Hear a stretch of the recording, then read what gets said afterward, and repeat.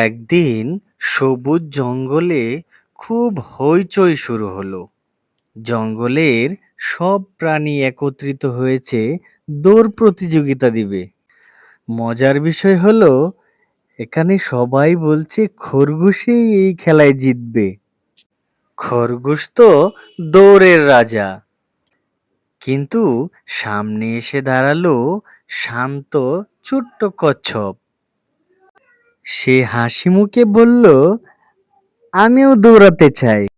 আর কচ্ছপের কথা শুনে সব প্রাণী হা হা করে হাসতে লাগলো। খরগোশ মজা করে বলল, তুমি প্রতিযোগিতায় যোগ দেবে? তোমার তো হাঁটতেই দিন শেষ, তুমি কিভাবে জিতবে প্রতিযোগিতা? কচ্ছপটি দৃঢ়তার সাথে বলল, আমার গতি কম হলেও আমি চেষ্টা করব। প্রতিযোগিতা শুরু হয়ে গেল। খরগোশ রকেটের গতিতে দৌড়তে শুরু করলো। পিছনে কচ্ছপ ধীরে ধীরে ধীরে ধীরে যেতে শুরু করলো।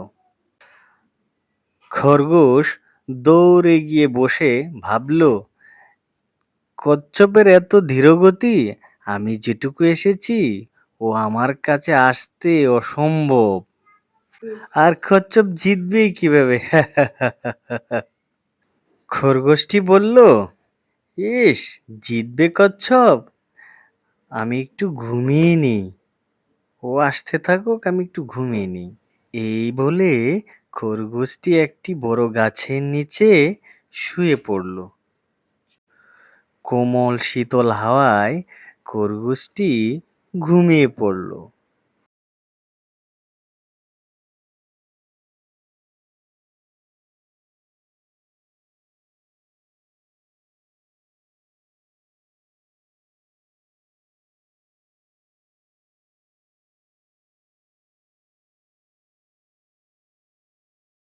এদিকে কচ্ছপ তার গন্তব্যের উদ্দেশ্যে ধীরে ধীরে ধীরে ধীরে এগোতে শুরু করলো। আর সে মনে মনে ভাবলো, আমিই পারবো, আমিই পারবো। কাঠবিড়ালি এসে বলল, এই কচ্ছপ, তুই কিভাবে খরগোশের সাথে জিতবি? তোর তো এত ধীর গতি। তখন কচ্ছপটি মনে মনে হাসলো। কচ্ছপটি ধীরে ধীরে খরগোশকে ঘুমাতে দেখে তাকে পাশ কাটিয়ে এগিয়ে গেল। তখন হঠাৎ করে খরগোশটি ঘুম থেকে উঠে ভাবলো, আমি কতক্ষণ ঘুমিয়েছি? কচ্ছপ কি বেটা চলেই গেল নাকি? তখন সে পাগলের মতো দৌড়াতে লাগলো। ততক্ষণে ফিনিশিং লাইনে চলে গেল কচ্ছপটি। আর সব প্রাণীরা অপেক্ষা করলো যে কে আসে আগে, কে আসে আগে। তখন সবাই দেখলো কচ্ছপটি ধীরে ধীরে বর্ডার লাইন ক্রস করলো। খরগোশ দৌড়াতে দৌড়াতে এসে দেখে কচ্ছপ বর্ডার লাইন ক্রস করে ফেললো। সে খুবই লজ্জা পেল আর সব প্রাণীরা হাততালি দিতে লাগলো।